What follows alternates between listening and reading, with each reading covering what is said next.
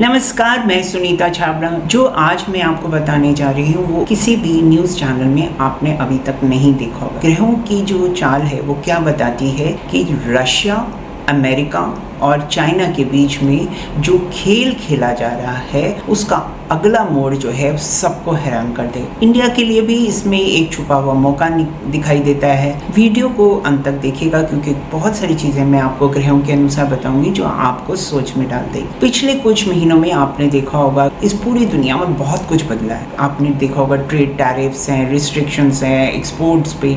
Trump और जब पहले जाते हैं चाइना जाते हैं, वहाँ के प्रीमियर से मिलते हैं, फिर उसके बाद वापस तुरंत आते ही वो जो है चाइना पे रिस्ट्रिक्शंस लगाते हैं, एक्सपोर्ट रिस्ट्रिक्शंस लगाते हैं, टैरिफ्स लगा देते हैं। दूसरी तरफ अमेरिका का जो ईरान के साथ कभी युद्ध पॉज हो जाता है, यानी शांति बात चलती है, फिर उसके बाद जब सब कुछ साइन हो जाता है, सारी ट्रीटी साइन हो जाती है, फिर अचानक से दोनों के बीच में फिर से वॉर शुरू हो गई। ये वॉर जो है यानी ये युद्ध जो है ये थमने पे ही नहीं आ रहा। अब सबसे चौंकाने वाली बात, जब ये सब कुछ अमेरिका और ईरान के बीच में चल रहा है तो चाइना और रशिया ने क्या किया अभी बिल्कुल हाल ही में, बिल्कुल अभी 13 जुलाई के पर ही उनका ये प्रदर्शन हुआ। उन्होंने एक किया जॉइंट C-202 के नाम से एक जो है नेवल एक्सरसाइज, जहां पर उन्होंने क्या किया कि दोनों देशों ने अपनी पूरी सैनिक ताकत जो है दुनिया के सामने दिखाई। ग्रहों की दृष्टि से समझे तो ये बहुत ही कोई इत्तेफाक नहीं है। अब इसको समझिए, ये पूरी दृष्टि उन्होंने की उस समय जुपिटर अभी उसका गोचर जुपिटर यानी पीली चीज़ें, येलो और पानी यानी कर्क राशि। जुपिटर इस समय कर्क राशि में चल रहा है, उच्च का चल रहा है और पीले से हम जुपिटर एस्ट्रोलॉजी में जोड़ते हैं। और ये सोचिए, बहुत ही हैरान करने वाली बात है कि ये पूरी जो चाइना और रशिया के बीच में जब उन्होंने अपना सैनिक प्रदर्शन दिखाया पूरी दुनिया को, तो वो कहाँ हुआ? वो हुआ येलो सी में यानी पीले पानी में। तो देखिए जुपिटर का गोचर यहाँ पर दिखाता है। उधर दूसरी तरफ आप एक और बहुत ही हैरान करने वाली बात यह है कि शनि की तीसरी दृष्टि जो है वो मंगल पर आई। मंगल ने अपना गोचर बदला, शनि की तीसरी दृष्टि आई।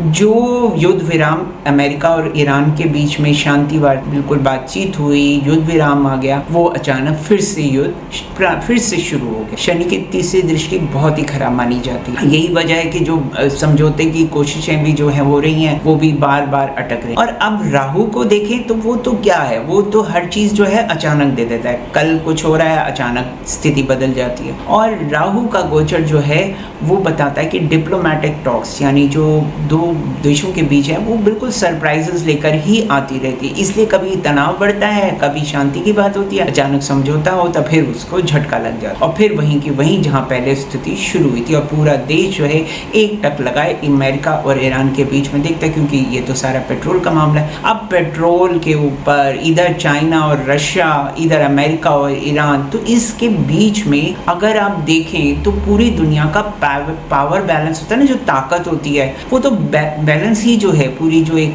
तालमेल होता है वो पावर बैलेंस से बदलने वाली है। इसका अर्थ क्या है, ग्रह क्या कर रहे हैं, पूरी स्थिति को बदल रहे हैं। क्योंकि अब मीन राशि में शनि आ चुका है और उसने अपना नया साइकिल शुरू करना है। उससे पहले पूरे वर्ल्ड में एक नया सीन शुरू। अब बात करते हैं अपने देश की यानी इंडिया की बात करते हैं, इंडिया की और पाकिस्तान की भी। क्यों? क्योंकि पाकिस्तान हमारे देश में और दोनों ही देशों को जो है एक साथ आज़ादी मिली थी, परंतु पाकिस्तान 11:30 बजे 14 अगस्त को 1947 जहाँ की जो भी एस्ट्रोलॉजर्स और नेहरू जी ने मिडनाइट की फ्रीडम एट मिडनाइट 12:01 पर 15 अगस्त, उस समय ग्रहों की जो चाल थी बहुत ही विचित्र थी, बहुत विचित्र थी।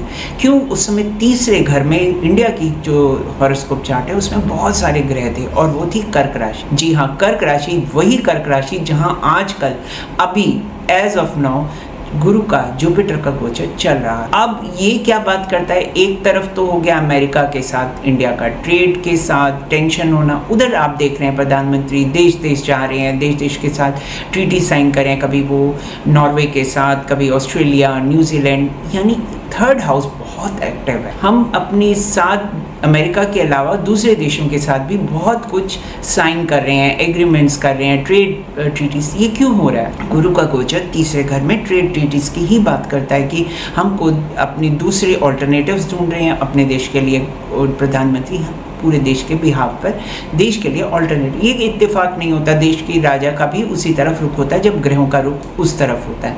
ये कोई मतलब कोई भी बात जो है छुपती नहीं, क्योंकि ग्रह से ही तो सारी चाल चल रही है। अब अगर हम दूसरी तरफ देखें, चाइना के साथ जो है फिर से जो है कभी फ्लाइट्स जो हैं इंडिया और चाइना के बीच में, क्या मतलब बहुत बड़ी बात है कि इंडिया और चाइना के आपसी तालमेल बेटर हो गए हैं। देखे आपने, हैरान करने की बात है ना, क्योंकि थर्ड हाउस में जुपिटर का गोचर होते ही और क्या है वो फिर से फ्लाइट्स चाइना और इंडिया के बीच में शुरू हो गई है। देखा जाए तो एक तरह से नरमी सी दिखाई देती है दोनों तरफ से। लेकिन इंडिया की कुंडली में जो थर्ड हाउस में जुपिटर की मजबूती स्थिति यही दिखाती है, चाहे कितने भी दबाव इंडिया पे आए, चाहे अमेरिका का कितना भी प्रेशर इंडिया पर आए, और पूरी तरह से इंडिया जो है वो नहीं झुकेगा। क्यों? क्योंकि इंडिया की कुंडली में इस प्रकार की ग्रह दशा बनी हुई है। यही गुरु का प्रभाव जो इंडिया को सबसे सुरक्षित करता है इस समय स्थिति में, एक जैसे कहते हैं ना पावरफुल स्थिति में इंडिया को रखता है। इंडिया जो है एक ऐसी पोजीशन में है जब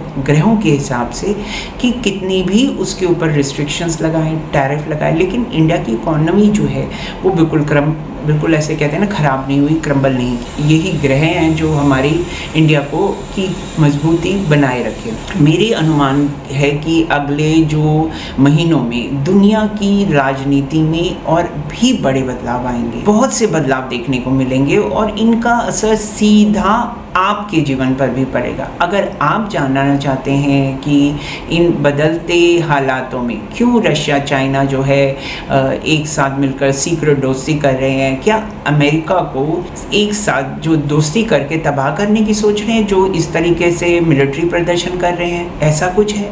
या आपको लगता है कि इसका असर जो है हमारी और आपकी ज़िंदगी में पड़ेगा? अगर आप जानना चाहते हैं कि बदलते हुए हालातों के साथ हर राशि पर भी क्या प्रभाव पड़ेगा, यानी अगर आप और मेरी हम सब की जो ज़िंदगी है पर्सनली, उसके बारे में अगर आप जानना चाहते हैं तो हम नेक्स्ट वीडियो बनाएंगे। और उसी के ऊपर 2026 के आखिरी जो 6 महीने रह गए हैं, क्योंकि जहाँ तक इकॉनमी है वो देश की हर देश की पेट्रोल और उससे जो जुड़ी हुई है फिर से जो युद्ध, लेकिन हमें भूलना नहीं चाहिए कि अभी हमारे देश का जो ग्रह जो हमारी लग्न का शुक्र है वो भी वक्री होने वाला है, यानी पहली सी चीज़ें जो हैं रिवर्सल में होंगी। तो इसलिए और वीनस शुक्र भी केतु को जब पार करके जाएगा तो बहुत सारी स्थिति जो है विश्व भर में बदलने वाली है। आने वाले महीने बहुत कुछ बदलाव लेकर आएंगे और आप और हम जो है अपनी अपनी ज़िंदगी में भी उसका प्रभाव देखेंगे। अगर आप चाहते हैं कि इसी तरह के मैं और वीडियोस को भी आपके साथ बनाऊं तो आप मेरे चैनल को सब्सक्राइब कीजिए, बेल आइकॉन का बटन दबाना मत भूलिए, क्योंकि आप मिस कर जाएंगे कोई और मेरी वीडियो।